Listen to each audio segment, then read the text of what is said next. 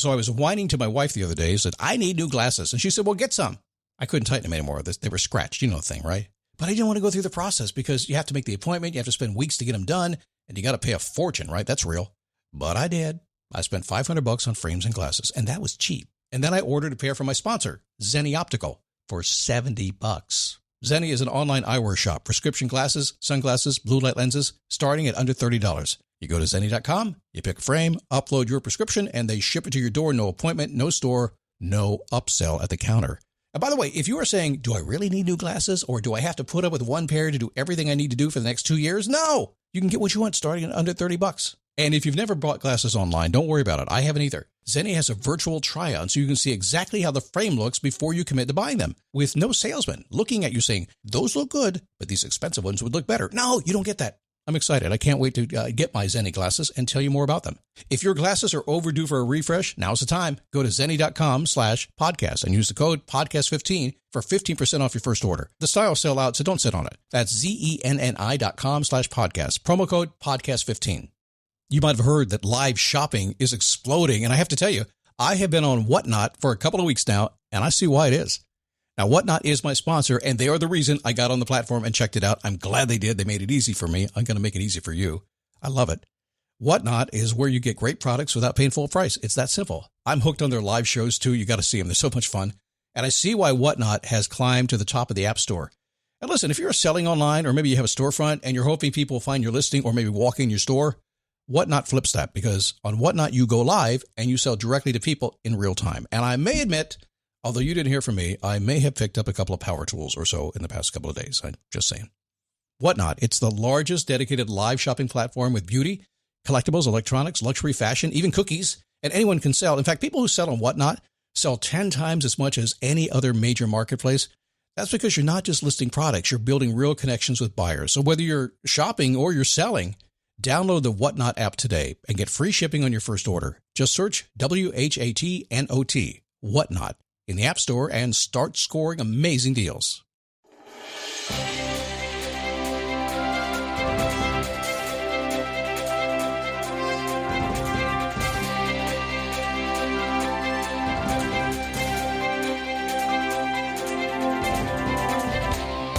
How are you?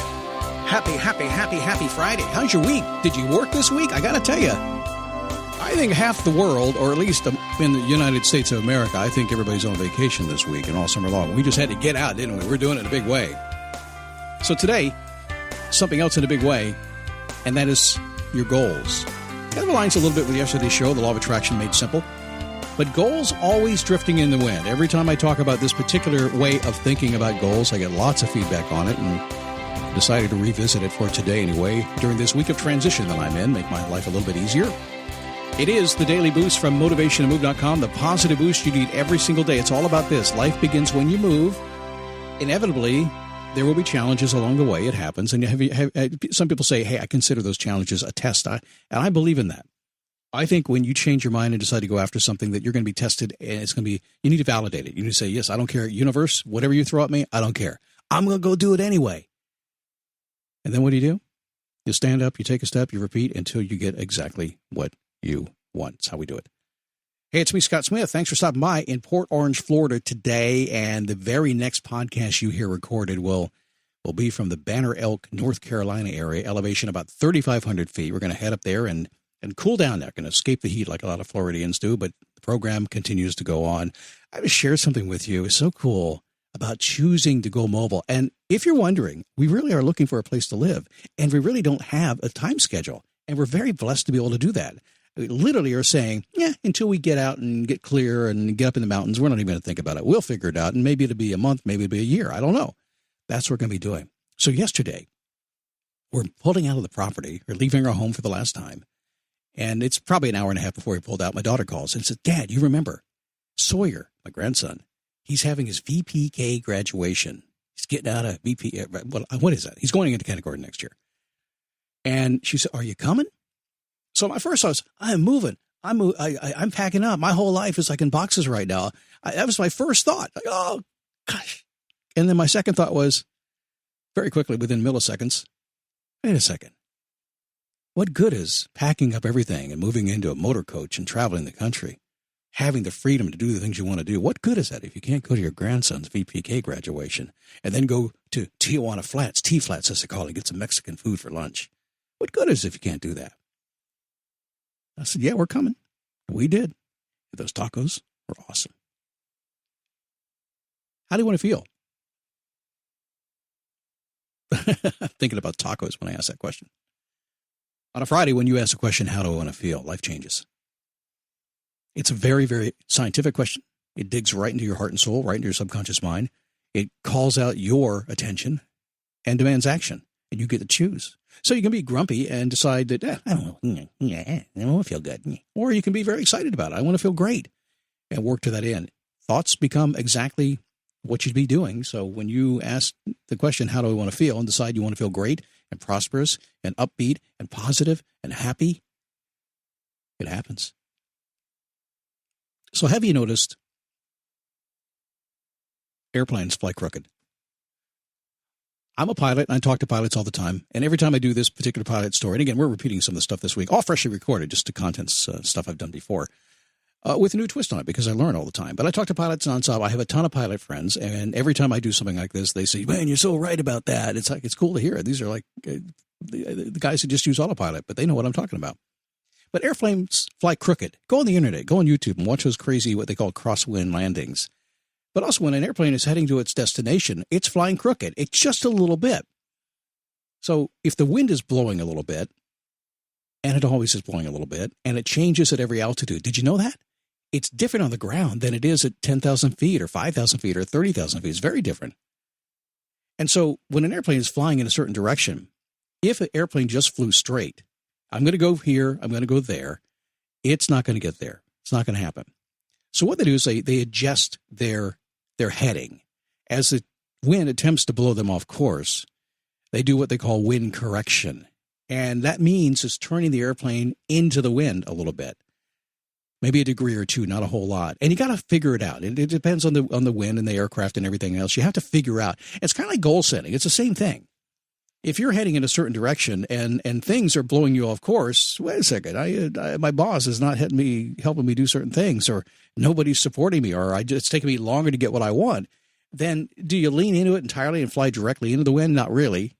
No, you still want to go to your destination, so you just make a little bit of a course adjustment. You kind of lean into it so it doesn't blow you off the other way. You can imagine that physically right now. Every one of us has had to lean into something. Maybe it's a balance situation. Maybe it's the wind actually blowing at you. Maybe you think about those reporters that go out in the hurricanes, leaning into the wind. You want to correct a bit when it comes to goals. Years ago, Zig Ziglar tells a story about the basketball team. They got all pumped to go play the game. And they walked out there, and there were no goals at the end there. They had no place they could go. So they had no direction. But he also tells a story about an it might be in the same story that I heard. It's been so long since I heard it. About an aircraft being off course 99% of the time. Because if it flies at direct course, if it doesn't make that wind correction, it's never going to get there. And I got news for you. You're making that wind correction right to the minute you land. In fact, if you're a pilot, you know this. You're still making wind correction when you're on the runway. When do you stop making wind correction? When you tie the airplane down. That's when you do it. Same thing with goals. Same thing happens with goals.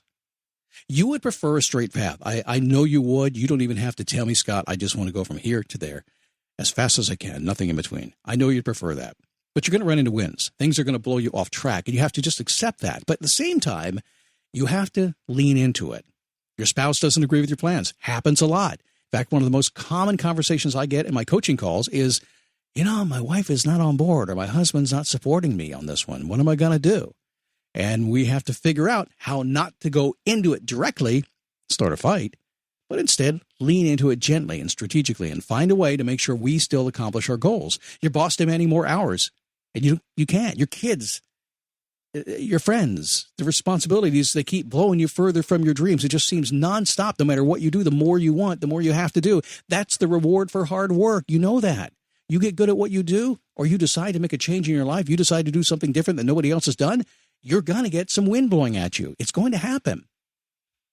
So we just learn to accept that it's going to happen. And we don't go completely off course. We just lean into it a little bit. Always remembering where we're heading, what that original goal was, what we were trying to accomplish. Always remembering that. It's time for you to start thinking like you're flying the airplane instead. And not one of the fancy Airbuses where you just push the button after you take off and let it fly itself. No. We're stick and rudder stuff, okay? Hey, pilots, do you remember stick and rudder stuff? I know you haven't flown in the past year. Start thinking like a pilot. Always set a goal.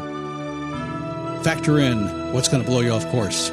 Keep an eye on that final destination and make those small corrections until you get where you're heading. You will get there. I promise you that. Probably right when you expect it to. Pardon my drift into pilots. But I recently, because of COVID, so many pilots have not flown, and recently they've had a lot of anxiety with their semi-annual, recurrent training that they do, where they test them basically to see if they're going to break the airplane or not. And many of them have been breaking the airplane. But they're learning, they're training, they're getting back in the game. They're going to get back to that destination. Trust your pilots. They're training. They're not going to fly if they're not safe. But they've had challenges. Just treat them right when you're in that aircraft, okay? Everybody's gone through a lot this past year. I promise you that. Hey, listen, have a good weekend. We're in Banner Elk, North Carolina, and we'll start exploring that area, and we shall get way back on track next week. Thanks for all the support. If I can help you, send me a note. Support@motivationtomove.com. Happy to reach out back to you. See you. Bye.